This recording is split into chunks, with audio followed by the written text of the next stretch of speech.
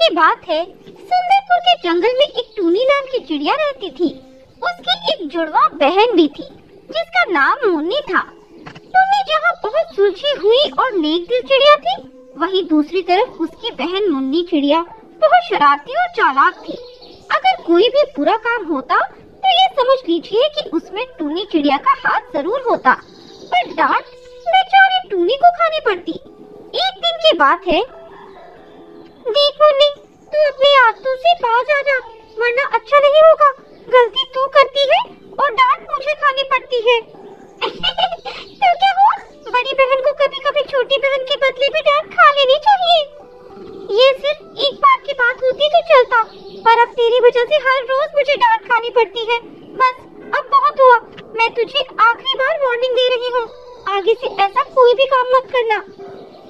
ठीक है, मैं आगे से ऐसा नहीं करूँगी। टूनी ऐसा कहकर मुन्नी के कमरे में चली जाती है।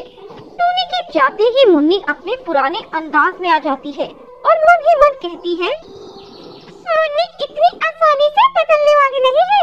मैं तो भाई शरारत करती रहूंगी और तुझे डांट खिलवाती रहूंगी। ऐसे ही कुछ दिन बीत जाते हैं। मुन्नी को एक दिन बहुत जोर की भूख लगती है और वह घर में खाना ढूंढती है, पर उसे कुछ भी खाने को नहीं मिलता। फिर वह मन ही मन सोचती है, यहाँ तो कुछ मिलने से रहा, क्यों न मैं कालू कौवे के आम के बाग में कुछ आम तोड़ कर ले आऊं। हाँ, ये सही रहेगा। ऐसे मन में ठान कर वे उड़ते हुए कालू कौवे के आम के बाग में चली जाती है और रसीले रसीले आमों को देखकर उन्हें तोड़ने लगती है और ऐसे ही खूब सारे आम तोड़ लेती है और खा भी लेती है। तभी वह कालू कौवा आ जाता है और उसे देखते ही मुन्नी चिड़िया जल्दी से उड़कर वहाँ से नीम के पेड़ के पीछे छुप जाती है। तभी वहाँ से टूनी चिड़िया भी उड़ते हुए कहीं जा रही थी।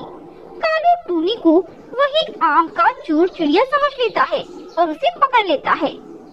अरे ओ चिड़िया, कहाँ जा रही है? नमस्ते काका, मैं तो अपनी सहेली दीपा कबूतरी के पास जा रही थी। बोलिए, आपको कुछ काम है? अरे वाह, बहुत अच्छी एक्टिंग कर लेती हो तुम। अब ज्यादा बोलो नहीं, मैंने तुम्हें आम चुराते हुए देख लिया था। बोलो, तुमने ही मेरे आम तोड़कर खाए है ना? बोलो। नहीं काका, मैंने आपके आम नहीं खाए, मैं सच बोल रही हूँ, मेरा विश्वास कीजिए। मैं तो अभी यहाँ आई हूँ और अपने दोस्त के घर जा रही हूँ। अच्छा, अब चोरी करती पकड़ी गई तो बहाने बना रही है। मैंने तुझे अपनी आंखों से मेरे बाग में देखा था और तुम मुझे देखते ही भाग गई। मैं झूठ नहीं बोल रही काका, मैं सच बोल रही हूँ, मैंने आपके कोई आम नहीं खाए। अच्छा, तो तू ऐसे नहीं मानेगी, रुक, मैं तुझे अभी बताता हूँ। कालू टूनी को उसके घर ले जाता है और उसके माँ बाप को उसकी चोरी के बारे में बताता है। देखिए भाई साहब, मैं आपकी बहुत इज्जत करता हूँ, पर आपकी ये लड़की ये आपकी इज्जत मिट्टी में मिला देगी। अरे क्या हुआ कालू भाई साहब? आपकी इस बेटी को मैंने चोरी करते हुए रंगे हाथ पकड़ा है।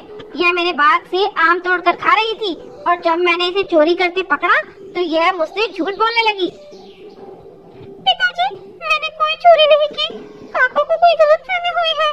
मैं इसे आखिरी बार छोड़कर जा रहा हूँ। आगे से मैंने अगर कभी इसे चोरी करते पकड़ा तो सीधे पुलिस के हवाले कर दूंगा। फिर मैं आपकी इज्जत का भी ख्याल नहीं करूँगा।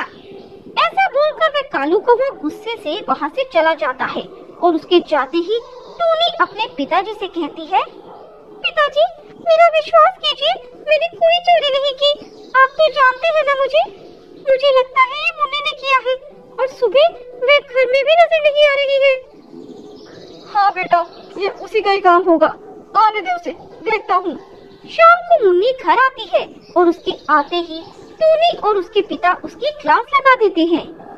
मैंने तुझे मना किया था ना, फिर से ऐसा काम नहीं करना, पर तूने मेरी बात नहीं मानी और तूने चोरी की और आज तेरी वजह से कालू काका ने मुझे डांटा और वो आकर पापा को भी खूब खरी खोटी सुनाकर चले गए हैं।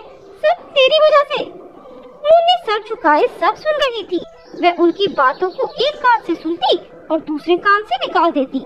अगले दिन मुन्नी आज फिर कोई नई शरारत करने का प्लान बना रही थी। फिर उसे चुन्नू तोते का ख्याल आता है और वह उसके घर जाकर उसकी पत्नी के कान के सोने के झुमरे चुरा लेती है। उसे चोरी करते हुए चुन्नू देख लेता है। वह उससे बचने के लिए उड़ती हुई भागे चली जाती है। रास्ते में मुन्नी से वह झुमकी कहीं खो जाती है। हे भगवान, अब तो वो चुन्नू